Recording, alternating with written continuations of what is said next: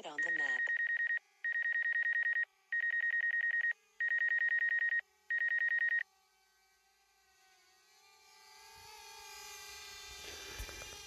Hi, so we're driven up to Maria. It's about an hour away from where I live in Vera.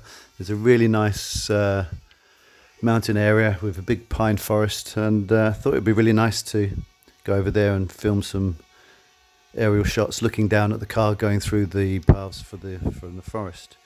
The snow was predicted as well, so I thought the mountains would look really good in the distance, maybe covered with snow and the green pine trees. And so we went up. It was my first time trying to do this type of shot, so it's quite nerve-wracking, obviously because we're in the middle of the forest, and obviously there's a potential of something going wrong and not being able to land in an open field like you normally would do, etc.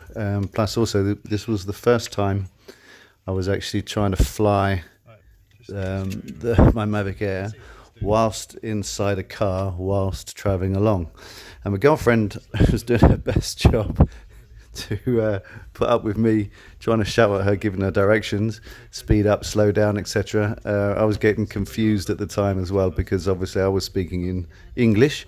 My girlfriend is Spanish, so my translations didn't work very well. So the first few minutes was spent with me and her trying to arrange the coordinate, should I say, the speed of the car to the speed of the flight I was controlling whilst going across this forest. So that was the scene.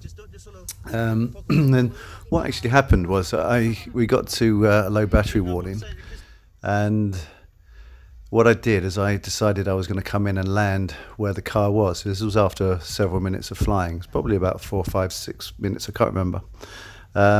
We finally got the shots I wanted, so I got out of the car, and then I started to get the low battery warning, which I sort of cancelled. And then after that, I did a panoramic view of the whole of the mountains and the forest. And then I was going to bring it into land. But what unfortunately happened was the low battery warning then turned into return to home warning. Battery level is low. The aircraft will go home. And at that point I panicked a bit. I was outside of the car. I was trying to fly the drone back to where I was. I didn't have a brilliant signal because of all the trees. And when I actually cancelled the return to home button, pressed the red X on the phone, I did that twice. And at one point then, I cancelled the return to home. It continued flying. Then it said there was a low battery warning. Then I lost signal. And then when I pressed the button again, the actual phone screen disappeared from the DJI flying app program and went back into my normal phone screen with all my apps, etc., and which I'll show you now with the kids on there. So effectively, I was in the middle of the forest. I'd lost signal. I didn't have the app working anymore. The drone said it was going to return to home or going to land. I'd cancelled that, so it went flying off. I didn't know where the hell it was going. I didn't know whether it was going home. All I knew was I didn't have a signal. I didn't have any image of where the drone was from the camera. The drone was flying off. I could hear it flying off into the distance. I was in the middle of the forest, panicking like mad, thinking I've lost my drone. I ended up calling out to my girlfriend who was still in the car. I said, "Quick, turn the car around. Let's get back," etc. And I just thought, I've cancelled the return to home button. It's just flying off, and it's going to run out of battery and just basically come down and crash in the middle of this massive forest that you can see on the video. Then obviously I remembered there was a point that the drone find me part of the app, where you can see maybe where it's landed, and it can send out the bleeps, and you can basically try and locate it. So I got picked up in the car again. We only drove back to basically the starting point, the return to home point. I thought maybe there's a chance that it would have returned to home. And luckily, I was so pleased. Luckily, we actually went driving back fairly quickly to the site where we took off, and luckily there was my drone sitting on the floor waiting for me, and we actually I counted something like 25 seconds after the drone arrived. We actually arrived, and that's when I picked it up. Now there's a part of the video where you can see as it's returning to home. Luckily, another good point for you people is the return to home height. Please set that to a good meterage, because luckily I think I had mine set to something like 20-30 meters.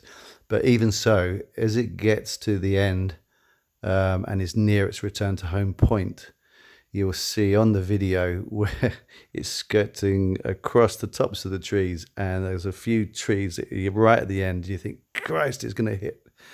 And yeah, it's quite scary. So anyway, so it skirts across the top of the trees, gets to the return to home point, comes down. Luckily, I gave it enough height on that return to home altitude, and it landed safely. I arrived to say 25 seconds or so afterwards and picked it up. But it really scared me. I thought I'd lost it. So another point as well on this was I originally was going to take off from, there's a road rather than this path. There is actually a road that goes through the middle of the forest. And I thought I was going to take off on the road. Luckily, my girlfriend said no, it'd be easier and less traffic to do it on the path that cuts through the forest, so we decided to do that instead. Quite luckily, because if I'd actually followed the plan that I originally thought, take off on the road, chances are the drone would have returned to home, landed on the road, and then been run over. And I was thinking, you could just imagine just getting back only to see in the distance someone running over your drone as it's landed on the road. So the lessons learned on this after that big scare is return to home height. Definitely put that at a good height, as everybody always says. In this case also, I should have listened to the early warnings on the battery. I have my battery low level warning at about 20%, and obviously I took it well beyond that, to the point where, you know, it was going to return to home land. So that's another factor I need to take a look at.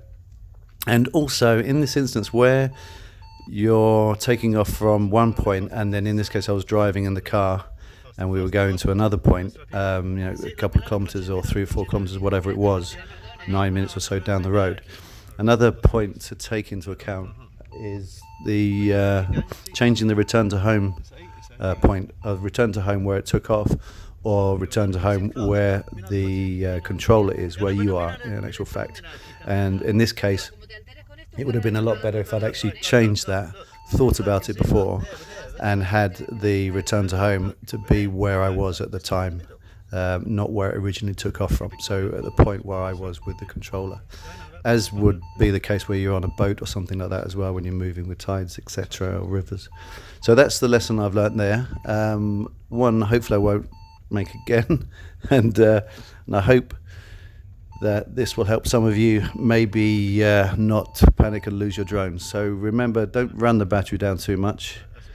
Hit the return to home button if necessary before anything else happens, and always go back to where the return, when the flight took off from.